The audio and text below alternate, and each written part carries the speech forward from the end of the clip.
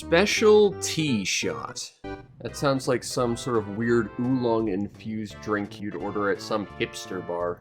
And this game is an absolute trip. It is a perfectly fine game, but everything about it comes with like the giantest asterisks you could ever find. This is a particularly strange game that JetWolf happened to send my way for a multitude of reasons. First and foremost, it comes in a weird green cartridge. So, you know it's not 100% on the official, but the thing is, it had to be. The Special Tea Shot, even though it plays on a Super Nintendo, isn't actually a Super Nintendo game. It's a Satellaview game. Now, if you're not familiar with the Satellaview, I can't really blame you. There was sort of an analogous version of it for the Genesis back in the day known as Sega Channel, but Satellaview was effectively a download service for the Super Nintendo.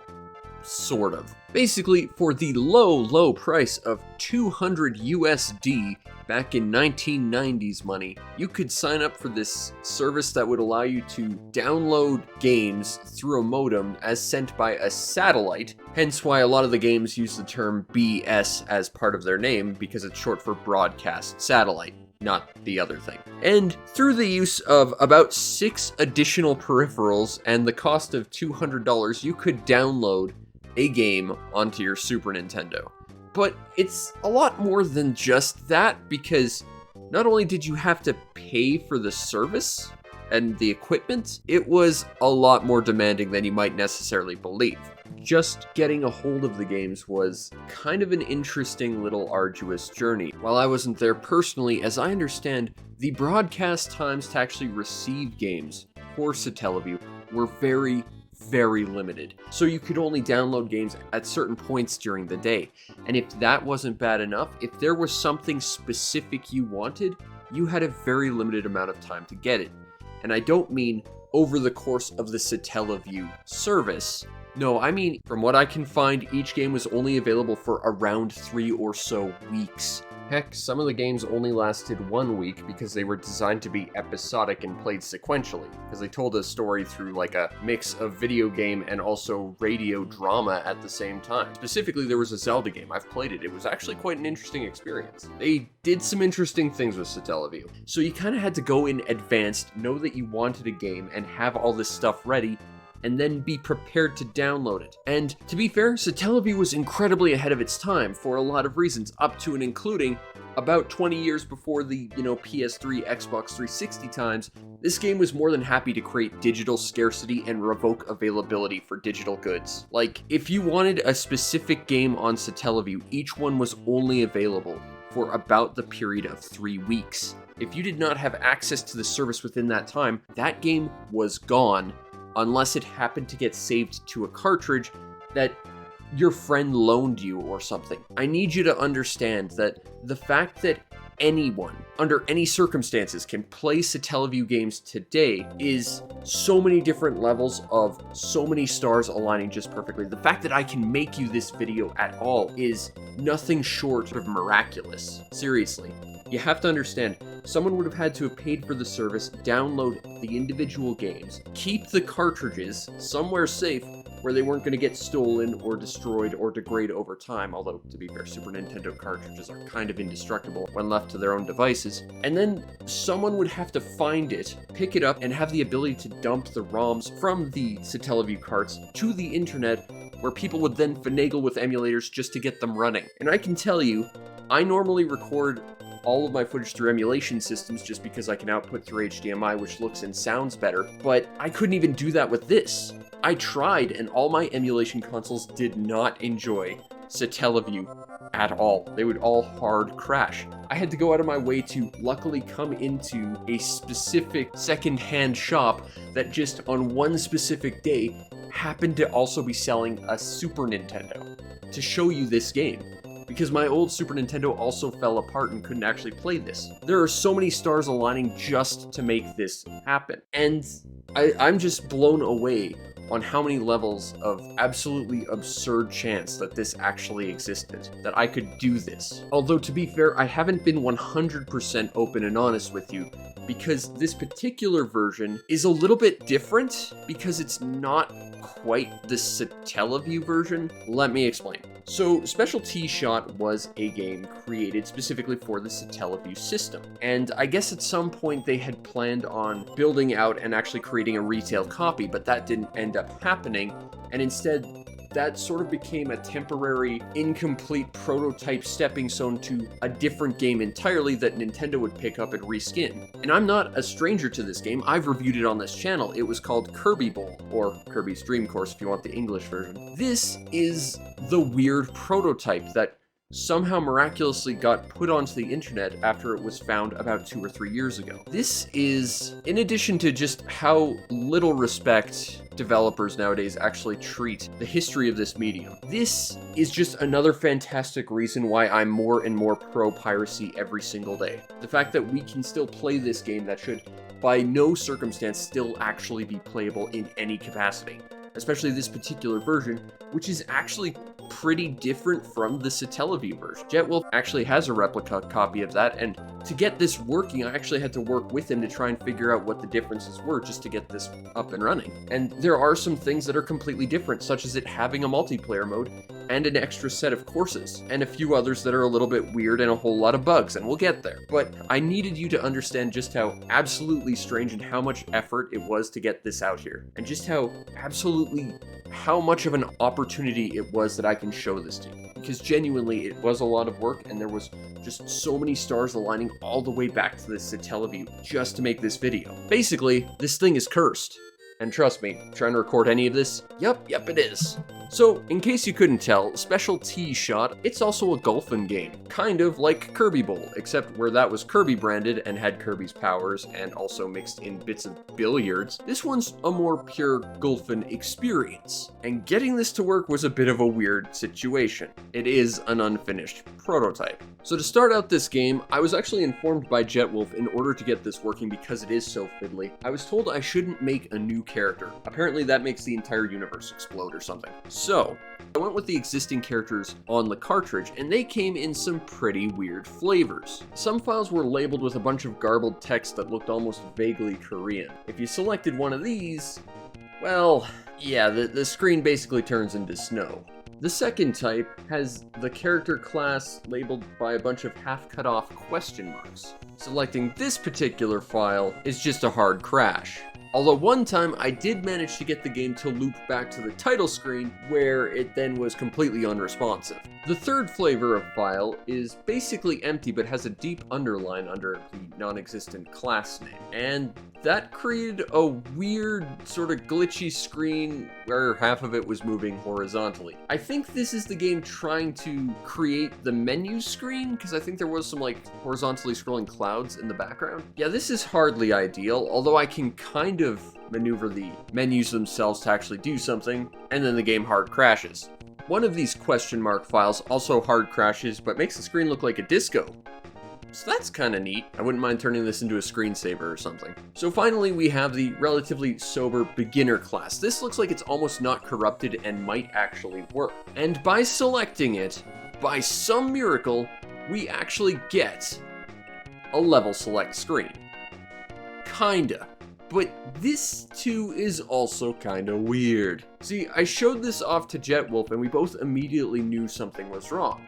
In case you can't see it, there's these red no-go signs in front of 3/4 of the courses. But Fury, to which you retort, obviously, you're supposed to go through these sequentially. You start with beginner, you clear that, and then suddenly the sign next to amateur will open up, eventually pro, etc., etc.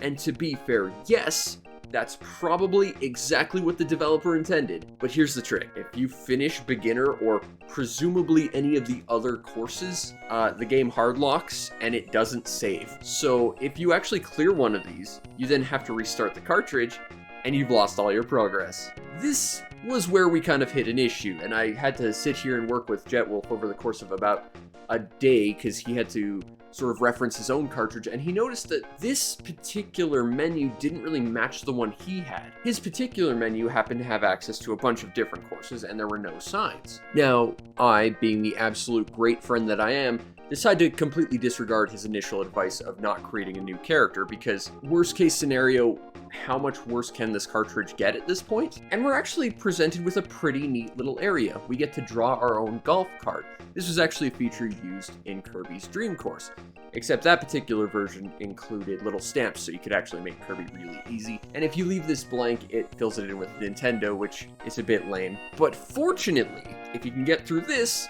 then you're presented with an actual full-on level select screen where you can select every single course, sorta. Okay, so first thing you'll notice is that you actually start your cursor on a neutral spot. It hasn't selected anything. And the moment you put one input into this, camera focus immediately flies to the other side of the screen. Now, what I think is supposed to happen is that you're supposed to cycle through like the first 3 or 4 options, then you go to like the secret areas and the harder options on the far side, and then the camera would pan over there. That works great in theory, except they made the camera transition happen after one input, where you're stuck on the leftmost part of the screen, and you can't see what's going on. But don't worry, see, if you go to the right side of the screen by scrolling through all the stuff, the screen then transitions to the left, so you still can't see a thing. But you are the galaxy brain person of the world. You have infinite knowledge. You're gonna do the quick and easy thing to make this problem go away. Instead of pressing up from the starting neutral position, you're gonna press down, thus looping you all the way to the bottom, right? Yeah, that hard locks the game. If you wanna select a course in this game, you just have to do it kind of blind. Which kind of sucks, because to pick the very first course, the easiest beginner course, you actually have to put 2 inputs upwards to get out of the neutral position for some reason. But hey, now we can at least pick our course, and we actually have some options. We have beginner, amateur, pro, masters, as well as 4 secret extra courses, right? Kinda, but no. You actually have access to the first 4 courses, yes. The extra courses aren't actually programmed in, at least not correctly. So the first 3 extra courses will actually take you all to the first level of the beginner circuit, and some of them have weird messed up backgrounds. It just depends on which version of the extra courses you pick, and if you clear that first area, it loops indefinitely. You're trapped in the first level forever. Fortunately, extra level 4 does exist, and this is actually one of the few differences between this and the Satellaview version, in addition to the multiplayer option. This is actually a fully finished course that I would love to show you, except the first level is basically impossibly hard. Seriously, I spent so many hours on this one course. This game in general is quite difficult, and extra 4 is just absurd, but it is something extra that the sort of attempt at a retail prototype does have as an extra, and that's pretty neat. So we are now about 15 minutes into this recording, and also about 2 days in between Discord messaging and testing things between both versions to try and figure out what's going on with this thing. But now, we are finally ready to actually play this game. And Special Tee Shot is a pretty solid little mini-golfing game. It very much is basically a stripped down version of Kirby's Dream Course, if you will. In that version, your ball, which was Kirby, had to go and hit various enemies to make a goal appear, plus there was power-ups to get around various obstacles. In Special Tee Shot, the hole is always there.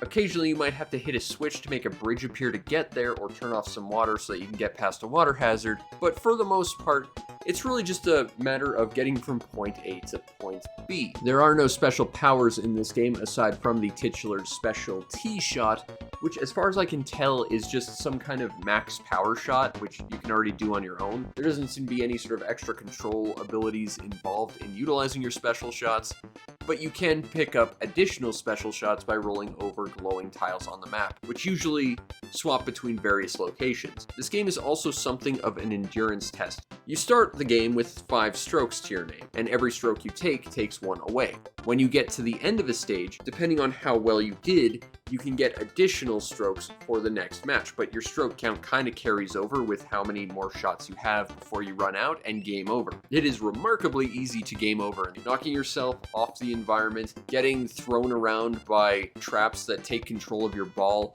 getting stuck in water hazards are basically a death sentence, is incredibly easy to just completely waste all your shots on a single stage, and indeed I did several times. That said, there are numerous really interesting obstacles. You've got little rotating tiles that kind of move your ball around a little bit while you shoot.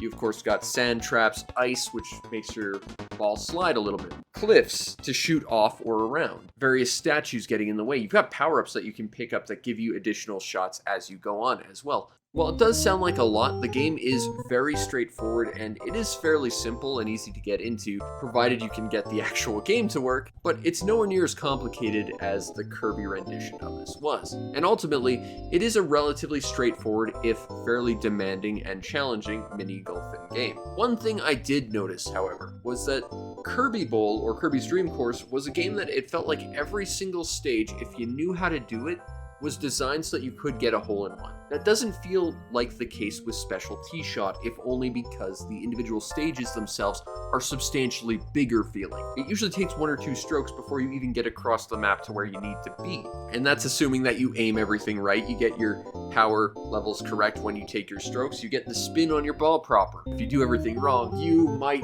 end up gaming over exactly at the starting point, which I have done a few times, because bumpers in this game exist, as do falling off the cliff, as do getting stuck in water hazards, and oh god, you sometimes feel kind of hopeless when you run into a few of the obstacles in this game. I'm not saying we needed powers, but Kirby's Dream Course might have had the right idea by adding those.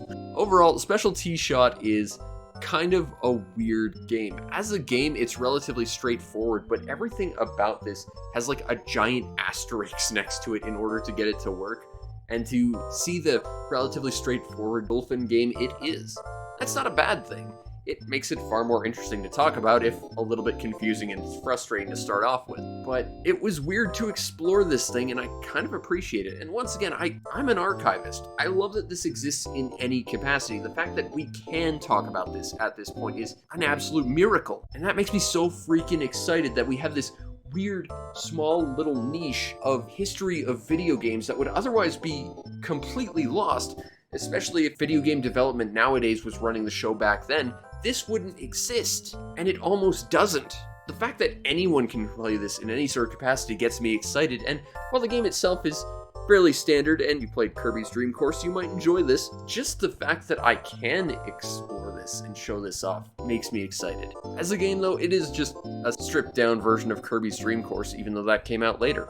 It's not bad, but I'm more interested in the mythos of this existing and its history more than the game itself, because the game itself is just fairly standard. Certainly good, but it's not the most remarkable golfing game out there. The overall presentation to Special Tee Shot is really nice, actually. It's got a fairly simple visual style with some really great little flares with its obstacles, and it just looks clean and pleasant. I like this world, and it's fun to play golfing in it. There are nice little flourishes here and there. You've got like this little golfing ball mascot that shakes his head every time you get knocked out, as well as gives you your score at the end. The game goes absolutely nuts if you can get a hole-in-one, which I managed to once. Like, every little bit has just a little bit of personality to it. Not too much to be in your face, just enough to look good and make it a little bit more than just, here's a vaguely defined Euclidean shape of an environment that you can shoot a ball across. There's enough here to make it work and make it very pleasant to look at, but it's not too in your face about it. Audio-wise, the soundtrack to Special Tee Shot is likewise quite pleasant. I very much do like the soundtrack. It's nice, it's calming, it's got sort of that Super Nintendo feel that makes me honestly think of Pilot Wings a little bit. It's got such a Super Nintendo sound. And I really do appreciate that if you are on your final stroke, the music gets super, super tense, because this game's audio knows just how stressful that is. Seriously, it nails the tone fantastically. Now, if you want a copy of Special Tee Shot, cheapest copy I see is absolutely free, because this was never officially released in any capacity. You will be searching the high seas to find it, but this is exactly why I'm actually more of a supporter now than ever. So that, you know, stuff like this doesn't disappear, because it's so important to the history of this medium that I love more than anything. That said, if you do want a physical copy, you'll probably have to do what Jetwolf did, and to go and get a special commission to get this made. But I can't say I've seen too many people ever talk about this, so good luck. Either way, Special Tee Shot is, as a game, pretty standard, especially if you have played Kirby Bowl or Kirby's Dream Course. That said, It's not a bad game by any means. It's a lot of fun, especially if you want a challenging, goofy little golfing game. To me, I think this game is far more important for what it is. Its little piece of history and what it is, and just how bizarre it is that I can even show this to you, and how utterly deranged this cartridge is to get working the proper way. This is a very fiddly cart, and if you do somehow get a cartridge of this, or even just play this some other way, not so subtle wink, you're gonna have to be patient with it in order to get it to work properly. And I have to give a huge shout out and thank you to JetWolf, both for sending me a copy of this game, but also editing this video, because I'm working on so many end-of-year things and my life is kind of going sideways on me, so I'm really scrambling to try and find editing time. So thanks again, JetWolf. Also, you should go check out his channel. I hear he's got a cool music video thing in the works. I may have supplied a fair bit of video footage for it, and from what I've seen, it's looking pretty good. That's all I'm gonna say. The special tee shot, pretty interesting little thing to talk about, and I can't stop smiling about it.